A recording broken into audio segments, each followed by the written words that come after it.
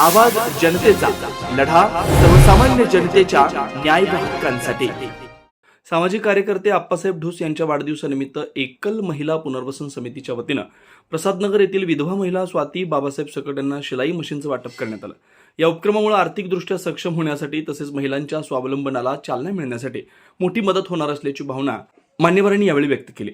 कार्यक्रमाला व्यासपीठावर ललित चोरडिया, तैनूर पठाण, राहुरी अर्बन निधी संस्थेचे चेअरमन प्रशांत काळे, माजी नगरसेवक आप्पासाहेब कोहकडे, चंद्रकांत कराळे, अमोल साळवे, प्रकाश वाकळे आदी मान्यवर उपस्थित होते।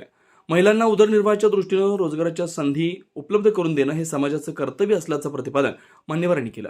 या प्रसंगी बोलताना आप्पासाहेब ढोस यांनी लवकरच हेरंब कुलकर्णी यांच्या मार्गदर्शनाखाली प्रशिक्षण शिबिर आयोजित करून महिलांना विविध गृहोपयोगी व्यवसायांचं प्रशिक्षण देण्यात येणार असल्याचं सांगितलं।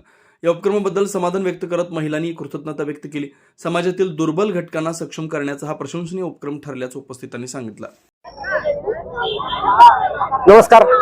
सालाबाद प्रमाणे या ठिकाणी माझ्यावर प्रेम करणारे आणि दरवर्षी मला वाढदिवसासाठी आग्रह करणारे माझे सगळे आप्तेष्ट, नातेवाईक, मित्रपरिवार, या गावातील नागरिक या ठिकाणी प्रत्येक 26 डिसेंबरला मला वाढदिवस साजरा करण्यासाठी वेगवेगळ्या माध्यमातून आग्रह करत असतात। कुणाचा डीजे लावण्याचा आग्रह असतो, कुणाचा पोस्टर बॅनर लावण्याचा आग्रह असतो, परंतु आम्ही या ठिकाणी या सर्व मंडळींना कंपल्सरी विरोध करतो की जेणेकरून आपण पोस्टर बॅनर करण्याऐवजी किंवा डीजे लावण्याच्या ऐवजी तोच खर्च जर आपण एखाद्या गोरगरिबाला देऊ शकलो तर कुणाचं तरी ते एक उदरनिर्वाहाचं आयुष्यभराचं साधन या ठिकाणी होऊ शकतं। उदाहरणार्थ, जर आपण एखादा पोस्टर गावामध्ये लावलं तर त्याची किंमत साधारणतः 5,000 रुपयाच्या जवळपास जाते आणि या 5,000 रुपयाचं पोस्टर टाळून आपण जर ते एखाद्या शिलाई मशीन आपण एखाद्या विधवा भगिनीला देऊ शकलो तर तिच्या उदरनिर्वाहाचं आयुष्यभराचं साधन त्या माध्यमातून होऊ शकतं।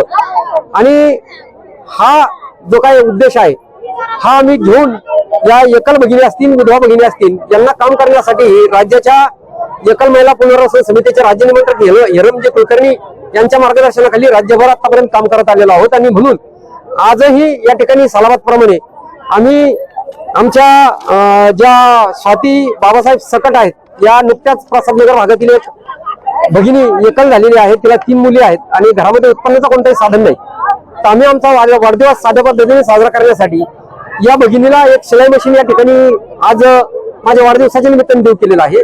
आणि याच वाढदिवसाच्या निमित्ताने आम्ही आज एकल भगिनींचा मेळावा या ठिकाणी घेतला। जवळपास 200 एकल भगिनी आज या मेळाव्याला या ठिकाणी हजर राहिल्या।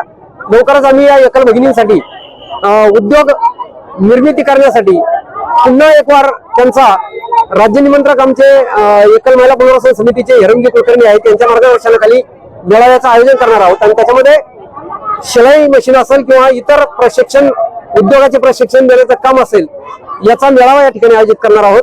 त्याचबरोबर त्यांना हाताला काय रोजगार देता येईल, त्यांना बचत गटाच्या माध्यमातून काय रोजगार देता येईल, याच्यासाठी आज त्यांची फॉर्म नोंदणी आम्ही या ठिकाणी केलेली आहे। 200 विधवा भगिनींची, एकल भगिनींची फॉर्मची नोंदणी या ठिकाणी झालेली आहे। आणि म्हणून आज विशेषतः आम्ही सांगितल्याप्रमाणे की मला कुणी हारगुच्छ, शाल देऊन या ठिकाणी माझा आज सन्मान करू नये, कारण तो खर्च वाया जातो। पुष्पगुच्छ दुसऱ्या दिवशी जुना होतो आणि तो वाया जात असल्याने त्याच्याऐवजी मला वही आणि पेन द्यावेत, अशा पद्धतीची मी केलेली विनंती बहुतेक देवानी प्रवाराच्या नागरिकांनी, मित्रपरिवारांनी या ठिकाणी स्वीकारलेली आहे।